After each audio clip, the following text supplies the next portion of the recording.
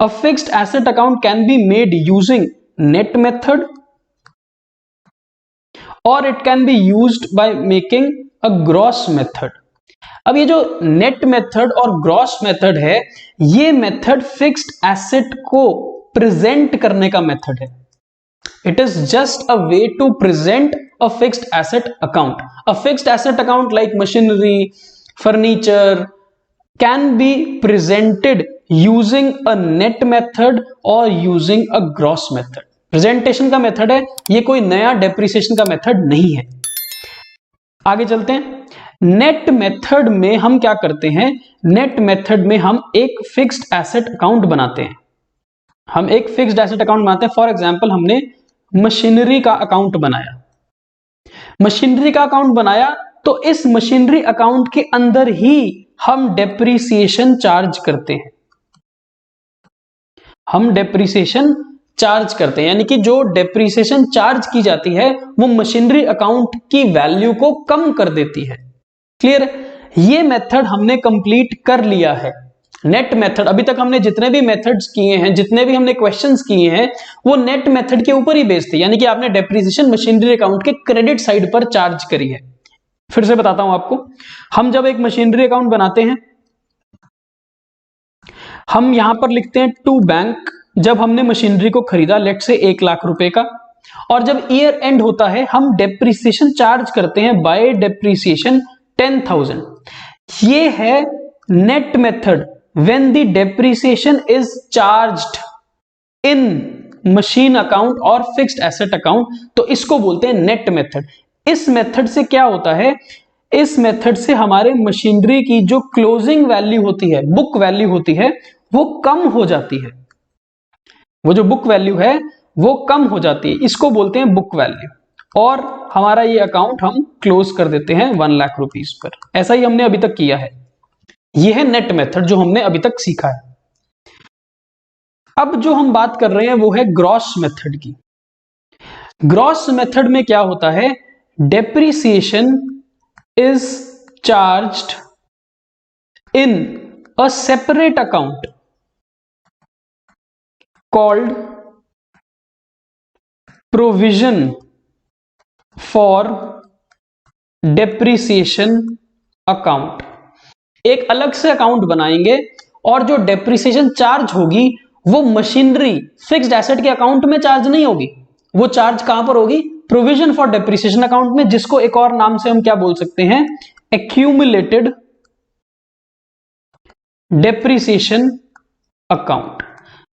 चाहे आप provision for depreciation account बोल लो, चाहे आप एक्यूमुलेटेड डेप्रिसिएशन अकाउंट बोल लो, बात एक ही है. And this is a gross method of presenting your fixed asset account. देखो, अभी भी आपको एक कंफ्यूजन होगी कि हम डेप्रिसिएशन चैप्टर कर रहे हैं कि हम फिक्स्ड एसेट अकाउंट बनाना सीख रहे हैं. हम डेप्रिसिएशन की बात अब नहीं कर रहे हैं. डेप्रिसिएशन हमने 2 तरीके से चार्ज करनी सीख चुके हैं, स्ट्रेट लाइन मेथड से और WDV मेथड से. डेप्रिसिएशन को कैलकुलेट करने के हमारे पास 2 ही मेथड थे जो हमने कर लिए हैं. अब जो हम कर रहे हैं वो है फिक्स्ड एसेट की प्रेजेंटेशन. फिक्स्ड एसेट को किस तरह से प्रेजेंट किया जाएगा, या फिक्स्ड एसेट को किस तरह से मेंटेन किया जाएगा, या फिक्स्ड एसेट को किस तरह से बनाते हैं. ठीक है, उसके लिए हमने सीखा नेट मेथड जो हम कर चुके हैं, जिसमें डेप्रिसिएशन मशीनरी के अकाउंट के अंदर क्रेडिट साइड पर चार्ज की जाती है. तभी हम बोलते हैं मशीनरी अकाउंट के अंदर ही डेप्रिसिएशन को चार्ज किया गया है. इसका इफेक्ट क्या है? इसका इफेक्ट यह है कि जो मशीनरी की वैल्यू 1 लाख रुपए की थी वो डेप्रिसिएशन लगने के बाद घट जाती है. यानी कि the book value as shown by the asset account, fixed asset account में जो वैल्यू दिखती है वो घट जाती है डेप्रिसिएशन लगने के बाद. ये है नेट मेथड. लेकिन इसके ऑपोजिट जो ग्रॉस मेथड है, उस ग्रॉस मेथड में डेप्रिसिएशन को हम मशीनरी अकाउंट में चार्ज नहीं करेंगे, फिक्स्ड एसेट अकाउंट में चार्ज नहीं करेंगे. डेप्रिसिएशन को हम एक नए अकाउंट में चार्ज करना शुरू कर देंगे, जिसको हम बोलते हैं प्रोविजन फॉर डेप्रिसिएशन अकाउंट. मैं एक एग्जांपल के थ्रू आपको ये समझाता हूं सो दैट आपको ये पार्ट क्लियर हो जाए. So we are saying there is a fixed asset account which is called a machinery account. और इस मशीनरी अकाउंट में हम मशीन को जैसे परचेज करते हैं, रिकॉर्ड करते हैं, वैसे ही करेंगे। टू बैंक, जब हमने मशीन परचेज करी 1 लाख रुपए की, तो ये हमने परचेज करने की एंट्री पास कर दी। अब जब साल खत्म होगा, ईयर एंड होगा, तो हमारे को डेप्रीसिएशन चार्ज करनी पड़ेगी। और लेट्स से जो डेप्रीसिएशन चार्ज करनी है वो हमें 10% चार्ज करनी है। तो अगर 10% चार्ज करेंगे 1 लाख की मशीन के ऊपर, डेप्रीसिएशन कितनी बनेगी? 10,000। इस मशीनरी के ऊपर जो डेप्रीसिएशन चार्ज की गई है, वो डेप्रीसिएशन को हम यहां पर रिकॉर्ड नहीं करने वाले। हम क्या करेंगे, हम एक अलग से नया अकाउंट बनाएंगे, जिस अकाउंट का नाम होगा प्रोविजन फॉर डेप्रीसिएशन अकाउंट। और ये जो डेप्रीसिएशन है, ये डेप्रीसिएशन हम चार्ज करेंगे इस प्रोविजन अकाउंट के अंदर, और ये डेप्रीसिएशन चार्ज होगी इस प्रोविजन अकाउंट की क्रेडिट साइड पर। कैसे? हम यहां लिखेंगे बाय डेप्रीसिएशन अकाउंट 10,000। तो फर्क देखो कितना सिंपल है। फर्क सिर्फ ये है कि जब हमने नेट मेथड किया, तो नेट मेथड में डेप्रीसिएशन हमने क्रेडिट साइड पर लिखी मशीनरी अकाउंट के अंदर, क्रेडिट साइड पर लिखी मशीनरी अकाउंट के अंदर। लेकिन जब हम नेट मेथड करेंगे तो मशीनरी अकाउंट में डेप्रीसिएशन चार्ज नहीं होने वाली है। जो डेप्रीसिएशन यहां पर आनी चाहिए थी, क्रेडिट साइड पर आनी चाहिए थी, वो मशीनरी के अकाउंट में ना लिख के हमने डेप्रीसिएशन कहां पर चार्ज करी है? प्रोविजन फॉर डेप्रीसिएशन अकाउंट के अंदर। This is the only difference, बाकी कोई डिफरेंस नहीं है। अब जब डेप्रीसिएशन चार्ज हो जाएगी, इसके बाद हम क्या करेंगे, हम प्रोविजन अकाउंट को भी बैलेंस टोटल करेंगे और हम अपने मशीनरी अकाउंट को भी बैलेंस टोटल करेंगे। कैसे? जैसे करते आए हैं, यहां पर हम लिखेंगे by balance carried down 1 lakh, और ये अकाउंट हो जाएगा close, total and balance. Similarly हम इस प्रोविजन अकाउंट को भी अगर हम बैलेंस करेंगे तो यहां लिखना पड़ेगा टू बैलेंस कैरिड डाउन 10,000, और ये अकाउंट भी हो जाएगा टोटल। ठीक है। इस मेथड में क्या होता है, the asset account will remain at its original cost. क्या बोला मैंने? ये है ओरिजिनल कॉस्ट मशीनरी की। तो जिस वैल्यू पर हमने उसको पहले रिकॉर्ड किया था, उसका क्लोजिंग वैल्यू भी सेम रहने वाली है ईयर ऑन ईयर। फर्क क्या है, जो इस मशीनरी के ऊपर डेप्रीसिएशन चार्ज हुई है, वो डेप्रीसिएशन प्रोविजन अकाउंट में ऐड होनी शुरू हो जाएगी। सर नेक्स्ट ईयर क्या होगा वो समझाओ। नेक्स्ट ईयर देखो क्या होगा, ये बैलेंस नीचे आता है तो हम नीचे रिकॉर्ड करेंगे to balance brought down 1 lakh. And similarly क्योंकि ये भी तो क्लोजिंग बैलेंस था, तो ये ऑपोजिट साइड पर ब्रॉट डाउन हो जाएगा। So by balance brought down 10,000। Assuming that हम स्ट्रेट लाइन मेथड फॉलो कर रहे हैं, तो इसका मतलब डेप्रीसिएशन फिर से चार्ज होगी ईयर एंड पर, और कितनी चार्ज होगी? सेम 10,000। इस बार भी डेप्रीसिएशन यहां पर चार्ज नहीं होगी। डेप्रीसिएशन के लिए हमने कहा अकाउंट बनाया नया प्रोविजन अकाउंट, तो यहां पर डेप्रीसिएशन चार्ज होगी बाय डेप्रीसिएशन अकाउंट 10,000। जैसे ये चार्ज करी थी हमने फर्स्ट ईयर में, सेकेंड ईयर में हमने चार्ज करी है डेप्रीसिएशन, और उसके बाद हम फिर से क्लोजिंग करेंगे अपने अकाउंट्स की by balance carried down. Balance तो वही आने वाला है 1 लाख, तो वही लिख देंगे, और यहां पर बैलेंस बढ़ जाएगा, तो यहां पर हम लिखेंगे टू बैलेंस कैरिड डाउन 20,000। सो इस तरह से प्रोविजन अकाउंट में डेप्रीसिएशन चार्ज करते रहेंगे तो प्रोविजन अकाउंट की वैल्यू इंक्रीज करती जाएगी, मशीनरी की वैल्यू कांस्टेंट रहती है, ओरिजिनल कॉस्ट पर रहती है। सो इसका मतलब ग्रॉस मेथड में एक होता है मशीनरी अकाउंट का डब्बा, और इस मशीनरी अकाउंट में हमने जब लिखा 1 लाख, ये आ गई इसकी ओरिजिनल कॉस्ट 1 लाख। इसकी जो डेप्रिसिएशन होती है वो डेप्रिसिएशन हम एक अलग से अकाउंट में लिखते हैं, जिसको हम क्या बोलते हैं, provision for depreciation. So first year हमने प्रोविजन अकाउंट में जब डेप्रिसिएशन चार्ज करी, इसका बैलेंस हो गया 10,000 और इसका बैलेंस कितना था, मशीनरी का 1 लाख। इसका मतलब मशीन की नेट वैल्यू, मशीन की नेट वैल्यू कैसे निकलेगी, 1 lakh minus 10,000 is equal to 90,000। ये हमारे मशीन की नेट वैल्यू है। नेक्स्ट ईयर क्या होगा, नेक्स्ट ईयर ये जो 1 लाख है ये तो इतना ही रहेगा, मशीनरी के ओरिजिनल कॉस्ट में तो कोई चेंज नहीं आया, मशीनरी अकाउंट में तो यही बैलेंस रहेगा, लेकिन प्रोविजन अकाउंट इंक्रीज कर जाएगा। ये देखो, पहले प्रोविजन में 10,000 की डेप्रिसिएशन चार्ज हुई थी तो बैलेंस था 10,000। अगले साल हमने और 10,000 की डेप्रिसिएशन चार्ज करी तो इसका बैलेंस इंक्रीज होके 20,000 पर पहुंच जाएगा। इसका मतलब ये जो प्रोविजन अकाउंट है इसमें 10,000 रुपीज का बैलेंस और इंक्रीज हो जाएगा नेक्स्ट ईयर की डेप्रिसिएशन के कारण। सो इन ऑल ये है 1 लाख की value original cost minus provision total at the end of second year, provision कितना हो जाएगा 20,000 का, तो हमारी इसकी वैल्यू 90 नहीं 80 रह जाएगी। नेक्स्ट ईयर हमारे मशीनरी की वैल्यू 80 रह जाएगी। इसके अगले साल क्या होगा, सेम, अब आपको समझ आ गया। इसके अगले साल ओरिजिनल कॉस्ट 1 लाख ही रहेगी, लेकिन हमारा ये जो प्रोविजन अकाउंट है ये और इंक्रीज कर जाएगा 10,000 रुपीज से, so this will become 30,000 and therefore the net value of the machinery will decrease from 80,000 to 70,000। So हो क्या रहा है, हमारा मशीनरी अकाउंट कांस्टेंट रहता है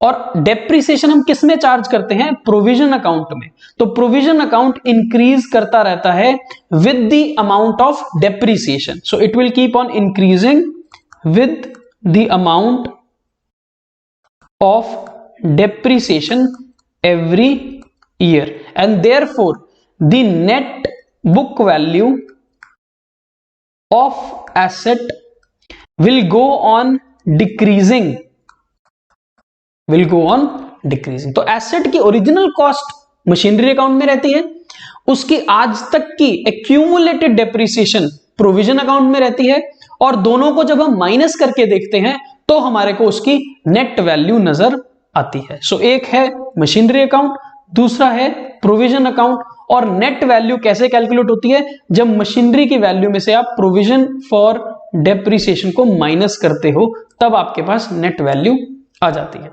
क्लियर है? एक क्वेश्चन के थ्रू अगर हम इसको और समझने की कोशिश करें तो आपको और क्लियर हो जाएगा। So let's look at one question.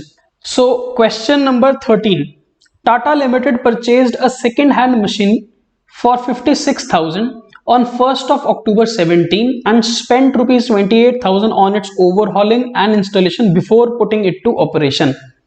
एक मशीन खरीदी है सेकेंड हैंड 56,000 की, उसको ठीक करवाने के लिए, इंस्टॉलेशन करवाने के लिए जो हमने पैसा खर्च किया है वो है 28,000। इसका मतलब 56 plus 28 which is 84,000 is the original cost of machinery जो हमने खरीदी है 1 अक्टूबर 2017 को। सो हम यहां लिखते हैं 1 अक्टूबर 2017 को हमने एक मशीन परचेज करी है 84,000 की ओरिजिनल कॉस्ट के साथ। ठीक है, it is estimated that the machine can be sold for 6,000 at the end of its useful life of 15 years. इसकी लाइफ कितनी है, 15 साल। और 15 साल के बाद हम इस मशीनरी को कितने में बेच देंगे। क्वेश्चन कह रहा है it is estimated that it can be sold for 6,000 rupees. So इसका मतलब इसकी सैल्वेज वैल्यू कितनी है, 6,000 रुपए। एक लाइन और लिखी है, moreover an estimated cost of 1,000 is expected to be incurred to recover this salvage value of 6,000। लेकिन ये बोल रहा है कि 15 साल की लाइफ के बाद जब हम मशीन को बेचेंगे तो बेचने के ऊपर भी हमारी एक लागत आएगी, कॉस्ट आएगी। ये है कॉस्ट ऑफ सेलिंग। जब बेचेंगे तो शायद हमारे को एडवर्टाइजमेंट करनी पड़ेगी, न्यूज़पेपर में एडवर्टाइजमेंट देनी पड़ेगी, ब्रोकर को बुलाना पड़ेगा, कुछ ना कुछ करने के लिए हमारी को कॉस्ट 1,000 रुपए लगेगी। जब हम ये 1,000 का खर्चा करेंगे तब जाके मशीन बेच के हमारे पास कितने रुपए आएंगे, 6,000 रुपए। तो मशीन कितने में बेची जाएगी, 6,000 में बेची जाएगी। ये हमारी सैल्वेज वैल्यू है। इस कॉस्ट को हम कुछ नहीं करेंगे, इस कॉस्ट के बारे में अभी हम नहीं सोचेंगे, बिकॉज हमें नहीं पता कि ये कॉस्ट 1,000 ही है, 500 है या क्या है। लेकिन हमको एक एस्टिमेट मिल गया कि हमारी जो सैल्वेज वैल्यू है वो 6,000 रुपए की है। नेट तो हमारे पास 5,000 रुपए ही आएंगे, 6,000 में बेचेंगे, 1,000 का खर्चा होगा, नेट तो हमारे पास 5,000 आएंगे। पर अभी फिलहाल के लिए हमारी मशीनरी की जो सैल्वेज वैल्यू है वो हम कितनी लेंगे, 6,000 रुपए, और हम इस कॉस्ट को इग्नोर कर देंगे, बिकॉज ये कॉस्ट 15th ईयर पे जाके हमें पे करनी है, आज पे नहीं करनी है। क्लियर हुआ? क्वेश्चन कह रहा है prepare machinery account and provision for depreciation account. अब देखो क्वेश्चन क्लियरली आपसे क्या बोल रहा है, प्रोविजन फॉर डेप्रीसिएशन बनाओ। इसका मतलब ये क्वेश्चन हमको gross method of presenting fixed asset account के बारे में बता रहा है। एक होता है नेट मेथड, जिसमें क्वेश्चन हमको क्या बोलता था, सिर्फ मशीनरी अकाउंट बनाओ, और हम डेप्रीसिएशन मशीनरी अकाउंट में ही चार्ज कर देते थे, वो था नेट मेथड। यहां पर क्वेश्चन हमें क्या बोल रहा है, मशीनरी अकाउंट अलग से बनाओ और प्रोविजन फॉर डेप्रीसिएशन का एक अलग अकाउंट बनाओ। तो वो हम यहां पर सीखने वाले हैं। For the first 3 years assuming that depreciation is charge using fixed instalment method, मतलब SLM मेथड हम यूज कर रहे हैं। अकाउंट्स 31 दिसंबर को क्लोज होते हैं। सो हमारा ईयर एंड 31 दिसंबर को होता है। हमें 3 साल का अकाउंट बनाना है। इसका मतलब हमें 2017, 2018 और 2019 ईयर का अकाउंट बनाना है using SLM method where rate of depreciation is 10%. No, the rate of depreciation is not given. कहां गिवन है? rate of depreciation is not given. हमें rate of depreciation या फिर हमें depreciation कैलकुलेट करनी पड़ेगी. So we need to calculate annual depreciation using the formula. Formula क्या था? Formula था original cost minus salvage value divided by useful life. Original cost कितनी है, 84,000। सैल्वेज कितनी है, 6,000। और कितने साल हम चलाएंगे मशीन को, 15 साल। जब आप इसको सॉल्व करोगे तो कितना आएगा, 84,000 minus 6,000 is 78,000 divided by 15, this comes out to be 5,200। इसका मतलब 5,200 हमारी क्या है, एनुअल डेप्रीसिएशन है यूजिंग SLM मेथड। तो जरूरी नहीं होता कि SLM मेथड दिया है तो आपको रेट ऑफ डेप्रीसिएशन देगा। आपके पास ये वाला एक फॉर्मूला भी तो है, original cost minus salvage scrap value divide by life. तो इस फॉर्मूले को हमने यूज किया और यूज करने से हमारे पास डेप्रीसिएशन आ गई which is 5,200 every year. Full year की डेप्रीसिएशन 5,200 है, याद रखना। सो क्वेश्चन ने हमें बोला मशीन अकाउंट बनाओ और प्रोविजन अकाउंट बनाओ। तो हमने क्या किया, हमने एक नीचे मशीन अकाउंट बना लिया और उसी के साथ में हमने एक प्रोविजन फॉर डेप्रीसिएशन अकाउंट भी बना लिया। अब क्वेश्चन किस तरह से प्रेजेंट किया जाएगा वो हम सीख रहे हैं। 1 अक्टूबर 2017 को हमने मशीनरी खरीदी थी। मशीनरी कितने में खरीदी थी हमने, 84,000 रुपीज में। तो हम यहां लिखेंगे टू बैंक अकाउंट 84,000, ठीक है। ओरिजिनल कॉस्ट 1 अक्टूबर 2017 को। ईयर एंड कब होता है हमारा, ईयर एंड होता है 31 दिसंबर को। इसका मतलब जब 1 अक्टूबर 17 से लेके हम 31 दिसंबर 2017 तक की डेप्रिसिएशन चार्ज करेंगे तो वो डेप्रिसिएशन केवल 3 महीनों की होंगी, 3 मंथ्स की होंगी। तो 3 महीने की डेप्रिसिएशन चार्ज करो। एनुअल डेप्रिसिएशन कितनी है, 5,200। सो 5,200 is your annual depreciation for 12 months. हमें चाहिए 3 मंथ्स की, तो 3 मंथ्स की डेप्रिसिएशन कितनी हो जाएगी, 5,200 डिवाइडेड बाय 12 इंटू 3 इज 1,300। सो इसका मतलब पहले साल की डेप्रिसिएशन कितनी है, 1,300 रुपीज। अब डेप्रिसिएशन यहां पर चार्ज नहीं होने वाली, डेप्रिसिएशन मशीन अकाउंट में चार्ज नहीं होने वाली, डेप्रिसिएशन कहां पर चार्ज करनी है? प्रोविजन अकाउंट में। तो प्रोविजन अकाउंट में डेप्रिसिएशन चार्ज करेंगे 31 दिसंबर 2017 को बाय डेप्रिसिएशन अकाउंट 1300। तो जो डेप्रिसिएशन हमें मशीन अकाउंट पे चार्ज करनी है वो मशीन अकाउंट में दिखेगी नहीं, वो वहां पर शो नहीं होगी। वो कहां पर शो होगी? प्रोविजन अकाउंट की क्रेडिट साइड पर। ये याद रखना है आपने। इसके बाद हमारा ईयर एंड हो गया तो हम अपने अकाउंट को कर देंगे बैलेंस और क्लोज। सो 31 दिसंबर 2017 को टू बैलेंस कैरिड डाउन 1300 इसका बैलेंस, और ये टोटल कर देंगे। और हमारी मशीनरी अकाउंट में भी बैलेंसिंग होगी 31 ऑफ दिसंबर 17 को बाय बैलेंस कैरिड डाउन 84,000, और ये अकाउंट भी हो जाएगा टोटल और बैलेंस। ठीक है। नेक्स्ट ईयर क्या होगा? 1 जनवरी 2018 को हमारा ये बैलेंस ब्रॉट डाउन होगा to balance brought down. Similarly जैसे मशीनरी का ब्रॉट डाउन हुआ वैसे ही प्रोविजन अकाउंट का बैलेंस भी ब्रॉट डाउन होगा ऑपोजिट साइड 1 ऑफ जनवरी 18 को बाय बैलेंस ब्रॉट डाउन। ठीक है। अब इस पूरे साल मशीनरी को हम यूज करेंगे 2018 जनवरी से लेके 31 दिसंबर तक हम पूरी मशीनरी को यूज करेंगे। यूज करने के बाद मशीनरी पे डेप्रिसिएशन चार्ज होगी। डेप्रिसिएशन कितनी चार्ज होगी? हमें पता है डेप्रिसिएशन हर साल कितनी चार्ज करनी है? 5200 फॉर द फुल ईयर, और इस बार तो हमने पूरे साल मशीन को यूज किया है तो 5200 की डेप्रिसिएशन हम चार्ज करेंगे यहां पर 31 दिसंबर 2018। जैसे आपने फर्स्ट ईयर की डेप्रिसिएशन चार्ज करी है वैसे ही बाय डेप्रिसिएशन अकाउंट हम 5200 डेप्रिसिएशन चार्ज करेंगे नए साल की। ईयर कंप्लीट हो गया, टोटल और बैलेंस 31 दिसंबर 2018 को टू बैलेंस कैरी डाउन। इस बार बैलेंस बढ़ जाएगा, कितना हो जाएगा? 6500।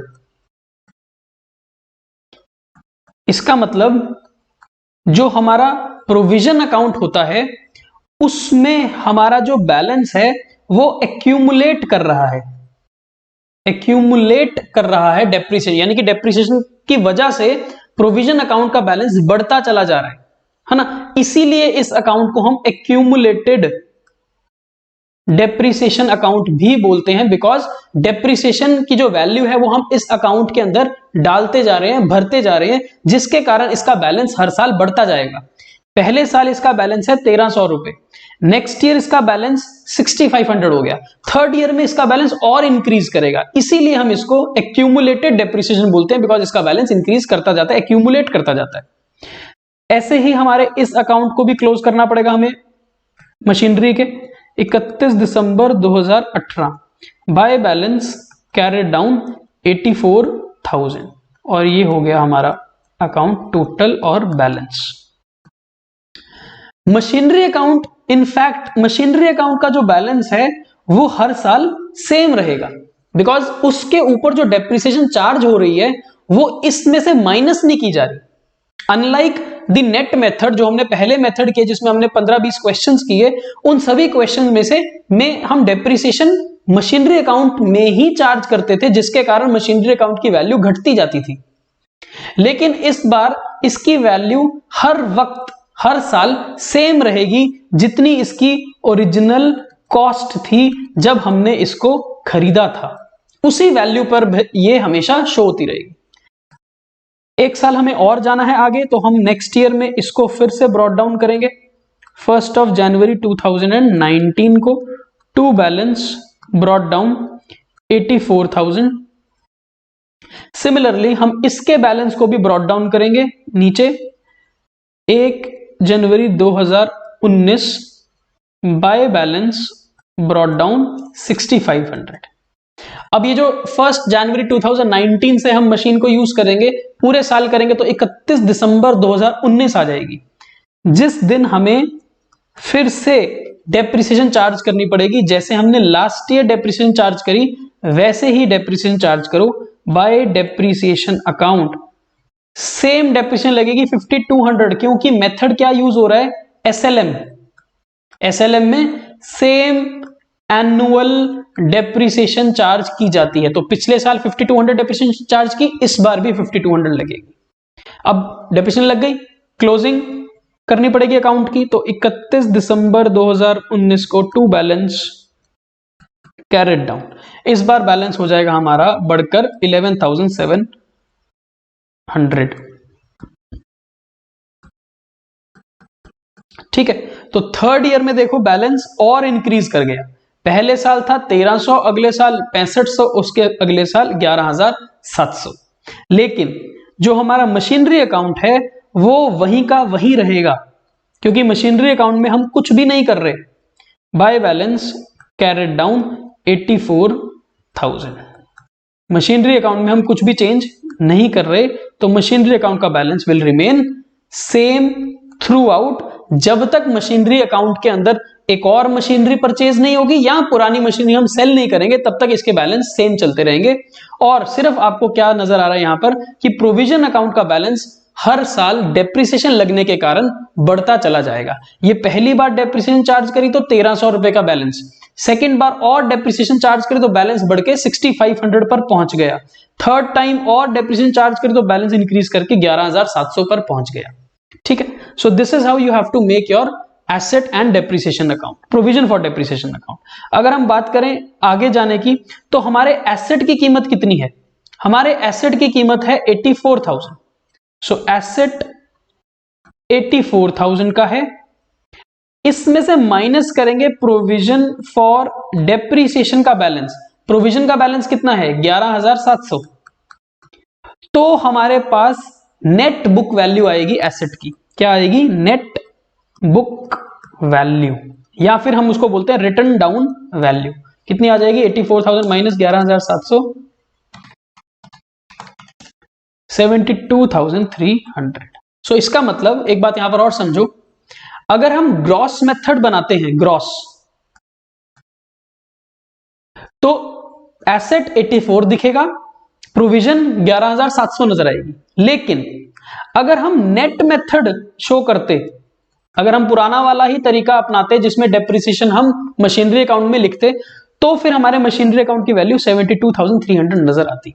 मेथड अलग अलग है, फिक्स्ड एसेट को दिखाने का तरीका अलग है, लेकिन the net book value under both the methods will remain same. बस फर्क क्या है, नेट मेथड में वो 72,300 नजर आता, ग्रॉस मेथड में वो एसेट में 84 नजर आ रहा है, और उसकी आज तक की डेप्रिसिएशन प्रोविजन अकाउंट में 11,700 नजर आ रही है तो वो 72,300 का ही। ठीक है, सो हमारे प्रोविजन का बैलेंस हमें दिया है 11,700 रुपए। ये क्वेश्चन हमने किया है gross method using SLM method, है ना। ग्रॉस मेथड और एसएलएम मेथड का मिक्सचर था,